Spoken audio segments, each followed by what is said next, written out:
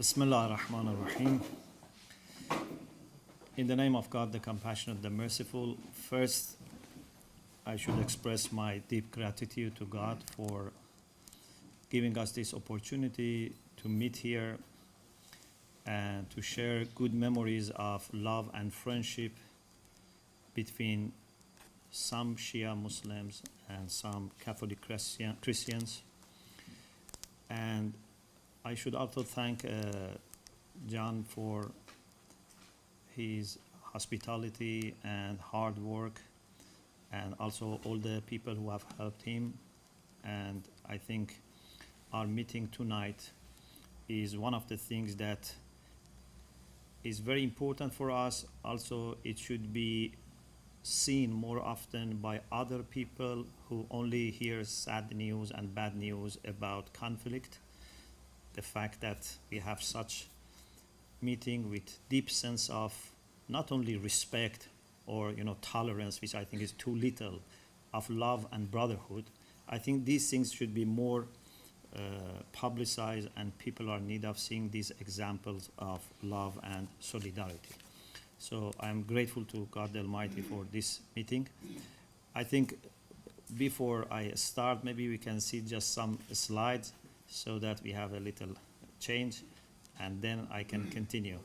So the book that is launched tonight is based on the dialogue we had in October last year in Rome and Assisi. The main sessions took place in a monastic community belonging to Bose community, and as you see, we had groups of monks from mostly Benedictine order, and some Shia from Iran and UK and Canada. Here we have Sheikh Jahangir, who is now Director of Islamic College, who was with us, and also my wife. And then there are other people who are not here with us. So we had sessions in which papers were presented. Then we had lots of discussions. We had prayers together. They attended Muslim prayers. We attended office in the church. Then after we finished, we had a program in PISI, Pontifical Institute for Arabic and Islamic Studies. And the discussion there is also available in the book. We also had meeting with the Iranian ambassador to the Holy See. We had a meeting with the Pontifical Council for Interreligious Dialogue. And also we had a meal in Sant Anselmo with the Abbot Primate. So I think now you have some idea about some aspects of this dialogue. But to put you a more general picture,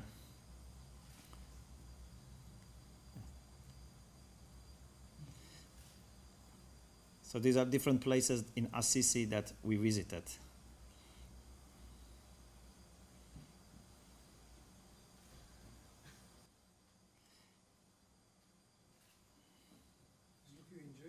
Okay, so as you know, and some of you have already heard me in Liverpool, we got involved in interfaith dialogue seriously about 18 years ago in a meeting which was organized by the Focolare movement.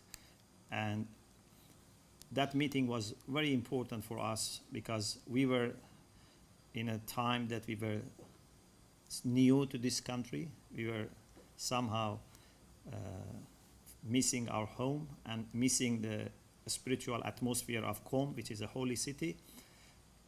But in that meeting of the Focolare, we really felt deep sense of love for God and for humanity. And then when I asked Father Jonathan, how is it possible for me to visit a seminary, because I come from a seminary, then he suggested to visit Ampleforth. And then to make the story very, very short, my visits of Ampleforth continued, and finally I invited, before going back to Iran in 2001, Abbot Timothy Wright and Father Woolston to visit us in Qom. And in Qom they gave lectures, And we planned for the first Catholic Shia dialogue to take place in July 2003 in UK. 1 day in London at Heathrow College, and then 4 days at Ampleforth. And that was a very good experience, and it was considered by the Tablet as the first major British encounter of the Catholic theologians with the Iranian Shiite thinkers and theologians. And we published the year after this book. Of course, this is the second edition, but the first edition was the hardback. So we published this Catholics and Shia in Dialogue, Studies in Theology and Spirituality, which involves about 25 papers from Catholic side and Shia side. And then 2004, we had another visit of Catholics of Iran.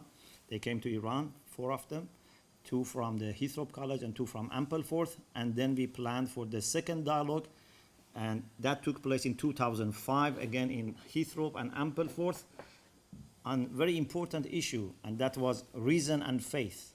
So we talked about reason and faith in theory and practice, and the book was published the year after, 2006.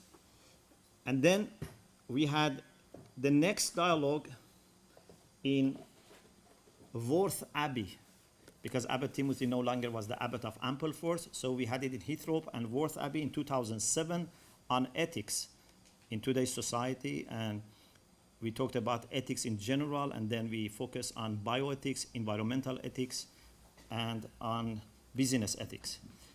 And then for some time we didn't have dialogue because Abbot Timothy moved to Rome.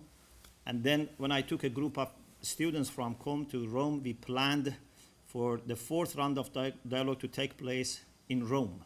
So we had it in Sant Anselmo, and that was the first round of dialogue in which monastic interfaith dialogue was involved. Therefore, the first volume after that dialogue is called Monks and Muslims 1, and that was about prayer and scripture. Then we had the next one, which is the 5th in Com, and that was on friendship, creating communities of friendship. And then the last one, which was October last year, was in Assisi on community, which is Monks and Muslims 3, towards a global community of Abraham. Each of these books and dialogues come with lots of stories and lots of good memories and lots of lessons that we have learned. So maybe sometime we need to just sit and write down. But thanks to God, at least we managed to document part of our experiences in these 6 volumes, and they are available for everyone to benefit. But in addition to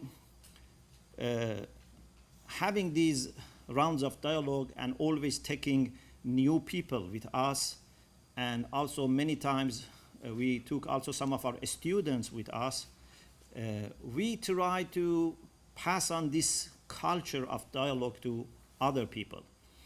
And thanks to God, my wife and I took several groups of ladies from Seminary of Com to different places for Christianity.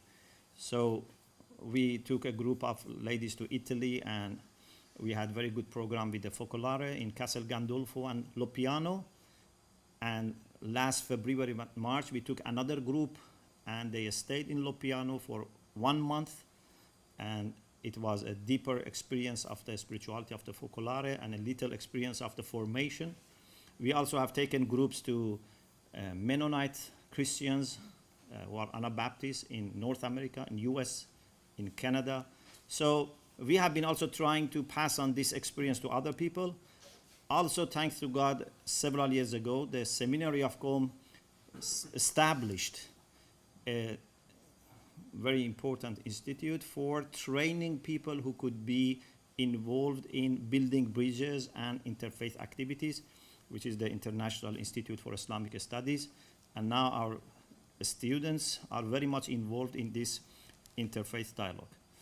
So this is a little bit history and the latest development. I would like to talk a little bit about the topic of the book, which is community, and then share with you some reflections. Why we chose the topic of community? You know, the selection of topic for dialogue is very important issue. It's a very delicate issue. But we didn't just have academic interest, although we had academic, but it was not just academic interest. We always try to talk about issues which are common, you know, challenges for us, and you know, they have common interest from both sides. And in particular, I have been very much thinking in the last couple of years about the issue of community, because I have been very much convinced that to be a believer is not something that you can do it on your own. As individuals, I think there is a limit that you can progress. And a great part of success comes for a person in his journey towards God when he can approach God as a member of a community. So I've been thinking about this topic a lot, and I think one of the important things that we actually need today for our own benefit, and also to share with people who search about the religions and about the beauty of the faith, is to give them real examples of community of the faithful. The people who not in their personal relation with God, they try to be pious, but the person that in addition to that try to be instruments and channels for God's mercy to other people. Because a great test comes here. To be able to be pious in your personal relation with God is not easy, but it's manageable by most of people. But I think to be able to be a good also member of community who sacrifice his or her comfort and convenience for the sake of good of the community, and feel that your relation with God can only come when you have good relation with other people, I think this is something which is not very easy, and something that we many times find missing. Many people think that just they can find a shortcut and go fast to God by forgetting other people. They try not to annoy other people, not to hurt other people, but they think they just can focus on moving towards God, forgetting the people who are around. But this is not, I think, the way it works. We have a hadith, a narration in many sources, that God asked Moses, "Oh Moses, what have you done for me?" And Moses said, "I have prayed for you. I have fasted for you. I've given alms for you." Then, according to this narration, God said, "Your fasting, your prayer, your alms were all good for yourself. They helped you in dunya and in this world and the hereafter. What have you done for me?" So Moses had no answer. So he said, "Dullani ala al-amal alladhi huwa lak." Please tell me, what is the action which is for you? What is that thing that you consider for yourself? Then God said, "Hal walayta li waliyan." Have you ever taken a person as your friend, as your intimate brother because of me? This is what I can accept to be for me. Other things is for your own interest. Some people have interest in money, but religious people have interest in reward or other things. But if you want to really see that you have been doing things for me, see, have you ever chosen a person who has no relation with you? Is not your family member, is not even speaking your language, is not the same, race or ethnicity, but just because of me, you have been able to choose that person as your brother or sister in faith. So, this is the challenge. We have a hadith from Prophet Muhammad in which he is quoted as asking his companions, which handhold of the faith is the firmest?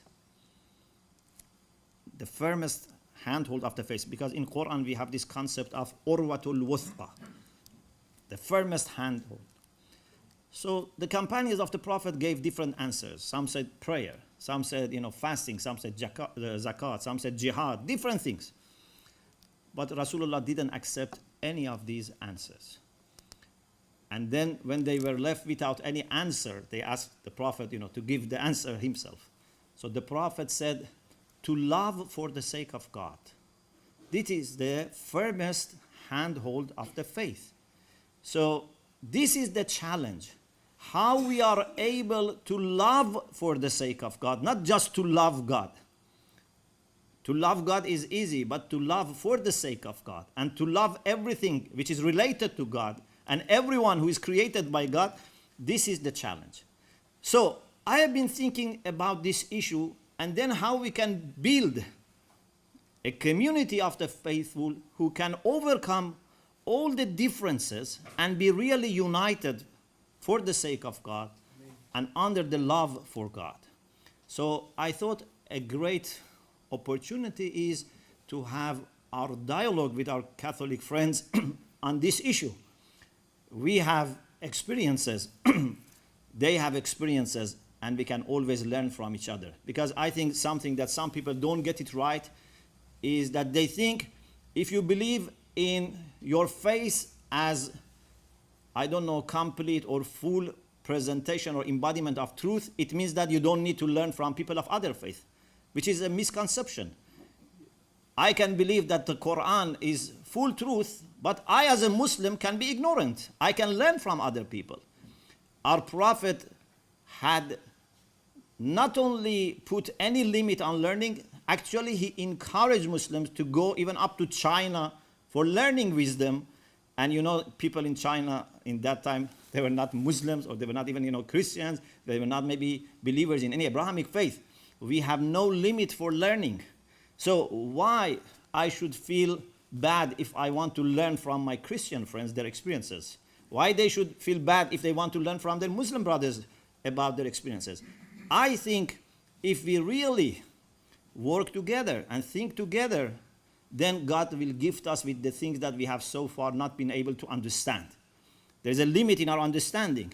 And if we want to reduce this limit, I think we should show our real thirst for knowing by coming together. The fact that you humble yourself to ask other people for their opinion, for their advice, for their experiences, shows that you are really thirsty for knowledge, and then God would gift you with the knowledge. So I said to my Christian friends, let's have our dialogue on this issue of community. Of course, community may mean different things, but if we come together and think together, maybe we can understand better. So thanks to God, we had papers, we had discussions, but I think this is a kind of issue which takes time. I think it's the most difficult task to build a community. To train individuals is difficult, but still possible. But to build a community that from every aspect fulfills the requirements of being godly, it's not easy. And I hope that we would be able to experience having this community not only of Muslims, but of all believers in God. And this is why we thought we should make a special reference to Abraham. Because Abraham is a special character.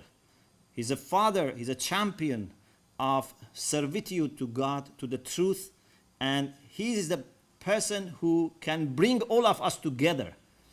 In a paper that I have in the book, I said how we can restore the house of Abraham.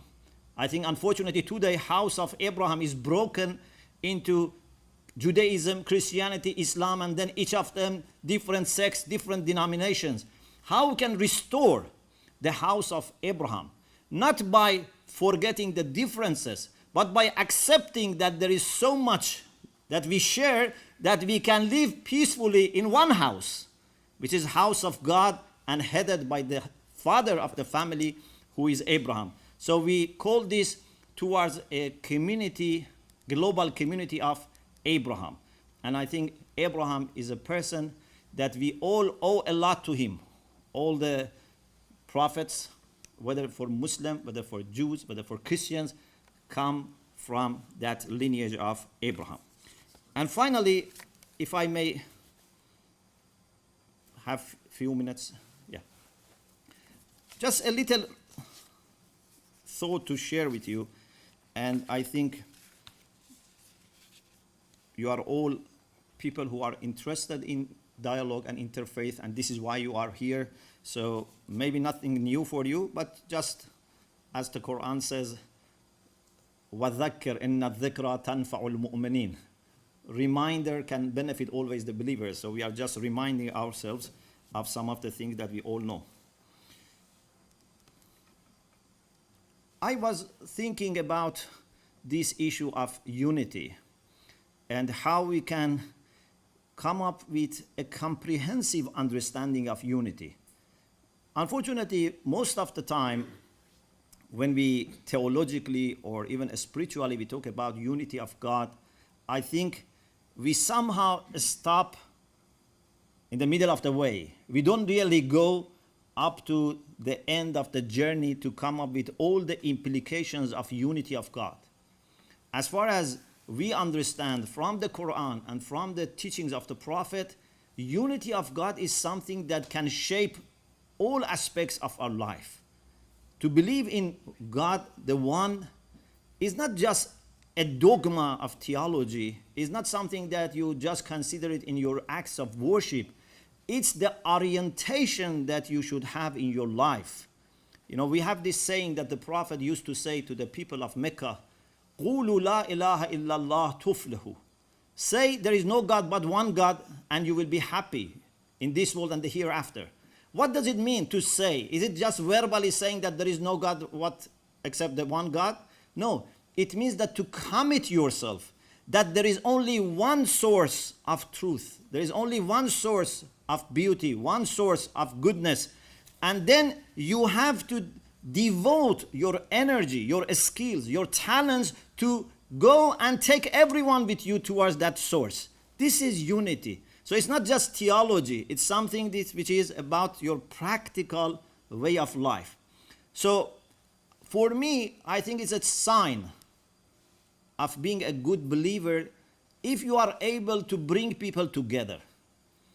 If you can make husbands and wives closer to each other, if you can make brothers and sisters closer to each other, if you can make parents and children closer, neighbors closer, if you can make Muslims, Sunni, Shia, or I don't know, Christians, Catholics, Protestants together, if you bring Muslims and Christians together, this is the sign that you are moving in right direction.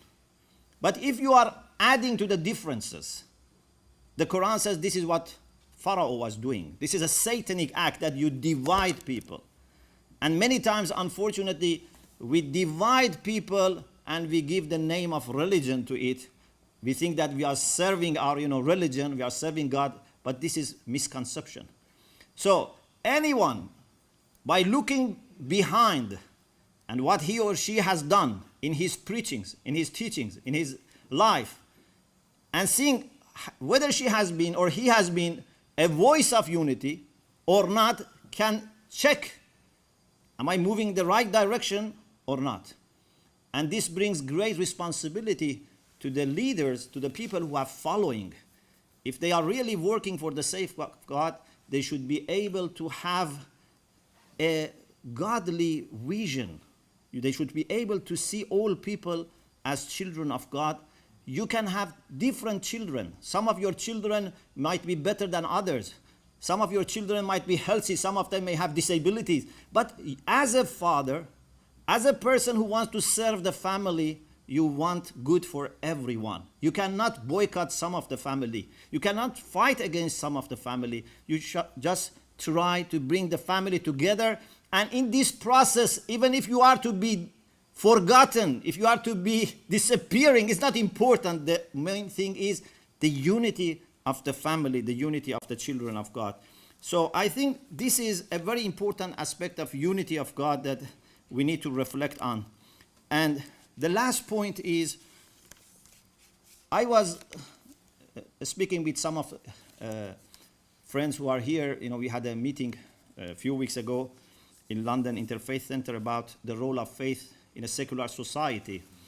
And in that meeting, I mentioned the point that I want to share, and I would be happy to receive your comments. I said, it seems to me, I am not a person who can prophesy. I am a very ordinary person. But it just seems to me that we are experiencing a shift in paradigm. So far, world religions have been doing well on their own. So far, Islam didn't need to work with Christianity to reach to the point that has reached. Christianity didn't need to work with Islam to reach the point that it has reached. So they have been doing well on their own. Even sometimes they had difficulties in some places. They had difficulty with each other. Still in some parts of the world, maybe Muslims look at Christians as their rivals. Maybe Christians look at Muslims as their, troublemakers. But they have been generally doing well on their own. But my understanding is that the world has changed. With the pressure which is coming from secularism, with the pressure which is coming from liberalism, there is no way for religious people to be able to do well on their own. Muslims and Christians and Jews and all who have faith in God, and on another level, all people who believe in fundamental values that we share, they should know that future is only there for us if we are together.